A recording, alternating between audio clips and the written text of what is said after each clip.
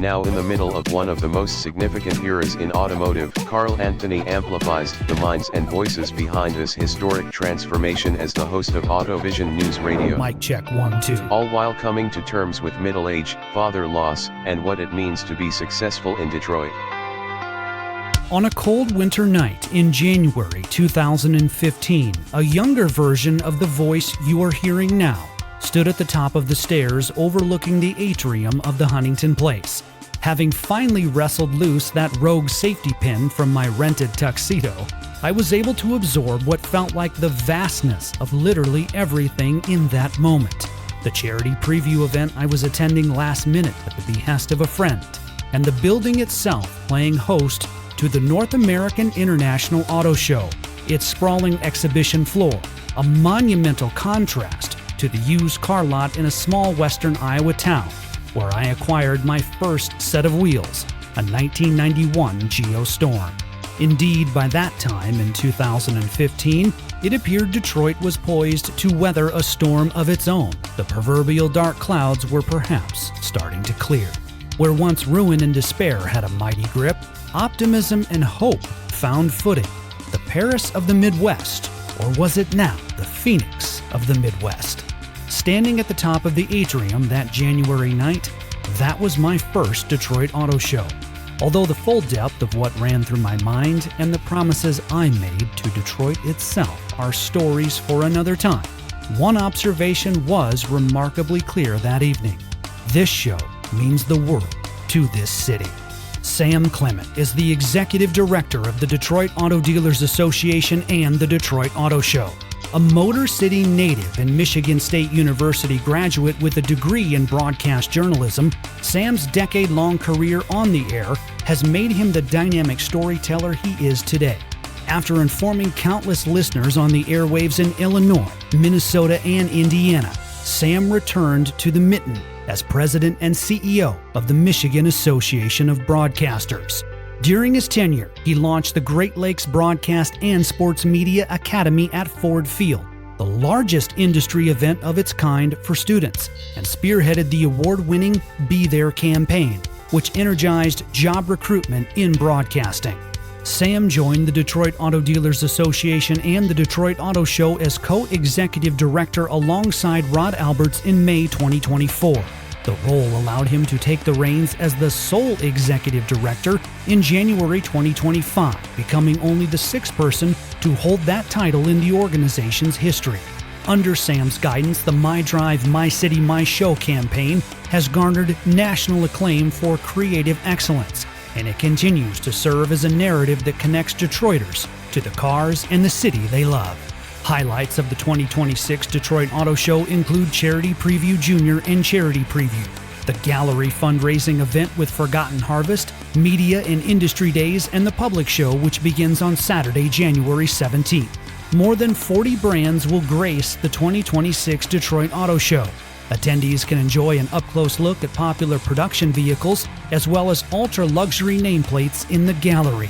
As we begin with Sam, he recalls his early years in broadcasting and how those experiences ultimately shaped who he is. Moving at the speed of mobility, this is AutoVision News Radio with Carl Anthony in Detroit, Michigan. I wanted to be a broadcaster my entire life. When I was a kid, my idea of fun was sitting in my room and pulling up a newspaper, and then I'd record my own, I guess what would be in the early 90s, a version of a podcast into a tape recorder. And we'd do sports reports. I wanted to be like Ernie Harwell or George Blaha, legends here in the Detroit area. Went to school for it, got out, and my first job out of college, WJBD in Salem, Illinois.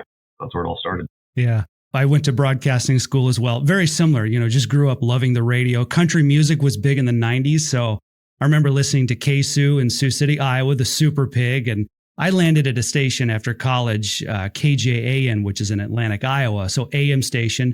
And remember how you'd have to go in at night, at 6 or 7 o'clock, and you'd have to power down the transmitter. Oh, yeah. And then the next morning at 6 a.m., you power up the transmitter again and do all the logs and everything. So, yeah. It was quite a career. I love it, though, because you learn so much, right? You're interacting with different kinds of people all the time, and you're hearing stories and telling stories. And it's a skill, even if you don't go into it full time. Where did you go after WJBD in Salem? Where was your next radio station at? I went to WCMP and WXCX in Pine City, Minnesota, and Grantsburg, Wisconsin. It was right on the border. But Pine City, Minnesota, which I loved, great opportunity to go there. I was 6 months out of college, so I was at JVD for only a short period of time, and then was hired as a news and sports director. They didn't have any news and sports at the station, and so they brought me in to kind of start the department, which was terrifying, but also I saw a huge opportunity there because there was nothing there. So let's see what we can build. And I was a young guy at that time, no family, so I could give my entire life to work. I didn't know anyone up there, so really all I could do was work. Yeah, it was great, and I loved it. And I really did fall in love with that place. It was a great experience. Did a little bit of everything. Covered cross country skiing events, high school basketball games, and football games, to city council meetings, and personal interest stories. And so I did a little bit of everything. Yeah. Yeah. It's funny when you say you didn't know anybody there. I had a professor in broadcasting school who said, you'll know that you're in radio when you've lived in 4 cities in 6 years. I nailed that. I think between 2007 and 2012, I was in 3 different states and 4 different stations. Quite the industry, but a great one. I really loved it. Yeah. So from your time on the air and in radio and serving as a programmer and doing sports programming, so then you go and you serve as president and CEO of the Michigan Association of Broadcasters. So Sam, how did that come to fruition? How did you end up eventually in Michigan and then in that role? Yeah, well, a couple of steps. So, after Pine City, I moved to Indiana, a couple stations in West Lafayette and then in Indianapolis. And then I kind of, I turned 30, I got married, and you can only cover, you can only have days where you're working 6 a.m. to 11 p.m. As a journalist for so long. You kind of burn out a little bit. And so I took a year in PR, and I hated it. Yeah. I got a real special opportunity to work for a company called Arlen Communications. Okay. And they, one of their clients was the Indiana Broadcasters Association. I fell in love with that. I love the association part of it. I love working with government to solve problems and working with the members, and I really enjoyed that. And so I spent 6 years working at Arlen Communications, and my role at the Indiana Broadcasters Association was Director of Member Services. So I was basically the number 2 there. I got to know people at other associations around the country, and when the woman was retiring, the Michigan Association of Broadcasters, she'd been there about 36 years. Okay. They were looking for a replacement, and they asked me, and they knew I'm from Michigan. So I love the state of Michigan. I love the Metro Detroit area. So they asked me if I'd, so I interviewed for the job, went through that process, and was hired as the president and CEO of the Michigan Association of Broadcasters, and did that for just shy of 3 years. And then kind of similar, Rod Alberts was retiring after running the Detroit Auto Dealers Association and Auto Show for 34 years. They were again looking for someone to come in and step in for him, and someone floated my name and went through that process and ultimately landed here. So it was great.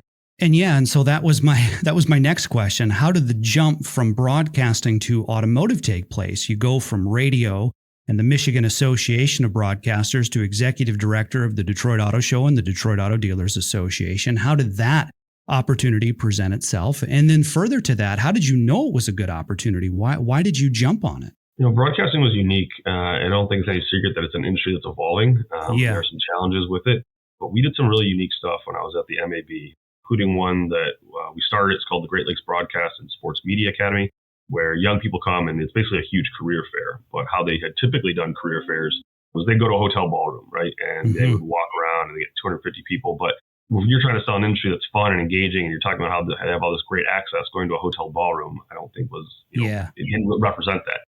And so we brought it to Ford Field, and we had, in our first year, we had 600 kids. Then it went to 900. Then it was like 1,100. And now I think they're continuing to do it. And I think they had 1,200 this year, and it's a great program and being replicated at, stadiums around the country by other associations. And so that kind of innovation caught the eye of some people here. And I wanted to make the move. I wasn't really looking for it. I love my job at the MAV, but I'm from Metro Detroit, and I know what the auto show means to this community. And how impactful it's been over the last number of decades. And to have an opportunity to step in and bring it into a new era was really exciting and a huge challenge. Continues to be a big challenge. But I love that. I love bringing in some new energy and trying some new things and seeing how we can get creative. And so I was up for it. Again, I'm from Detroit. Of all the things that people know about me, they know that I wear the city on my sleeve and I care about it deeply. And so to do something that is impactful for the city and uplifts its people and its industries, I was all in. Yeah, absolutely. Sam, from the Detroit Auto Show website, the 2026 Detroit Auto Show, January 14th through the 25th. brings together a full slate of major automotive brands, immersive indoor tracks, the debut of the Michigan Overland Adventure and Visit Detroit interactive experience, and the return of the gallery with ultra-luxury vehicles. Tell us more. Tell us about everything we can look forward to at the 2026 Detroit Auto Show. Carl, you kind of nailed it. I mean, this is, it's a immersive experience. We've taken it even a step further here in 2026, and it'll be a very new show for a lot of people. It'll be dynamic. You'll still have incredible brands. It'll be so much more interactive. Kids will have more opportunities. Young people have opportunities. People that have been coming to the show for, decades will still come in there. I think they'll feel that same kind of energy that's, traditionally been there. Some really cool digital activations that we're bringing in.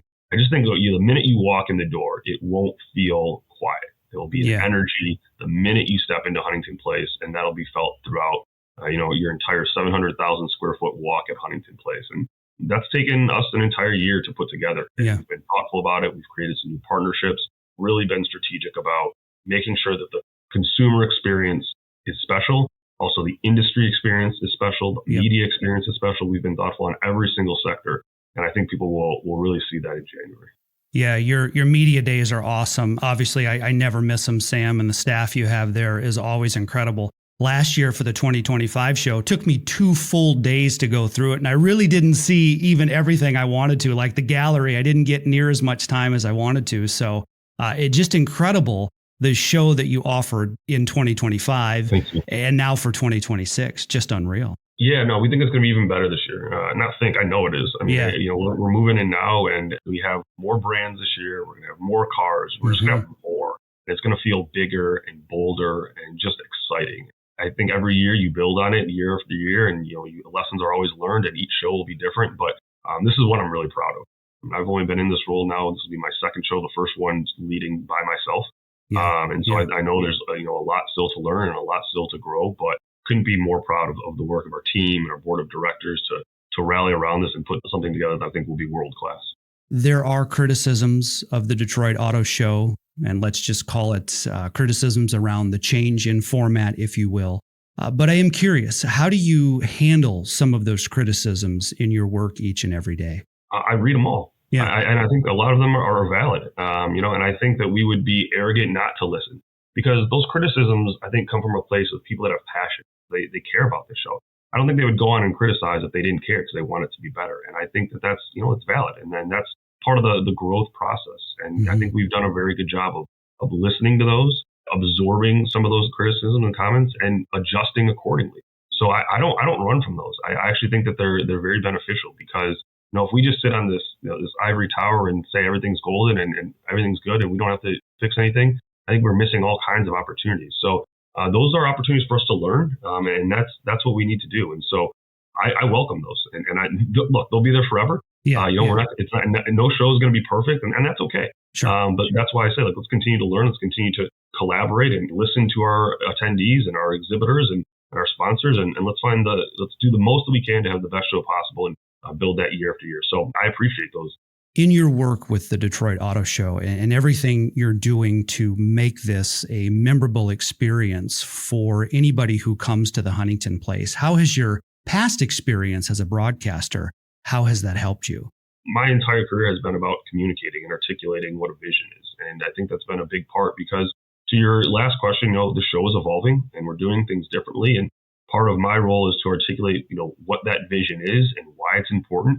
There's been lessons that I've learned at every step of my career, and every stop has said something new, and this is no different. But my career as a broadcaster was foundational. And, I created a lot of relationships, whether it's on the governmental side or, with those who are on air or those who are in leadership, and pulling those over and taking some of the skills that we learned from an industry that also was evolving in broadcasting, and taking some of the same, at least skills or lessons, and putting it into this industry. It's been valuable to work on both sides. Sam, it's such a pleasure to talk to you. I could keep you here all day, but let's end with this. Let's close with this. What is the legacy you hope that the Detroit Auto Show leaves one day? I think year to year is how I want to look at this. And I hope that what people leave, at least the 2026 show, feeling is, wow, that was something big. And it was something big for the city. And it put a lot of people, it elevated a lot of different people. Of course, we wanted to elevate, the brands that are at the show. But we're doing so much with the community and our charities and our dealers and our sponsors And I want people to look at this as, this is a stage that the city has and its supporters have every single year, and it uplifts the city and showcases it to the world. So I hope that that's what people leave with in 2026. I think that that's what will happen. I'm just really proud, again, the work that our team, I can't say enough about the work of our staff, our board, our sponsors that have come in and believed in this new vision. That means a lot, and we have a responsibility to give them something worthy of that trust. And so I think people are going to leave feeling an energy and feeling really proud of not only the show, but the city and what we're doing moving forward. See the links in the show notes for more on the 2026 Detroit Auto Show, including a list of experiences and sponsors, a 3D walkthrough, and how to buy tickets. AutoVision News Radio is a Detroit Deep Media production and available on all major podcast platforms. In the Motor City, alongside Sam Klemet, I'm Carl Anthony, AutoVision News Radio.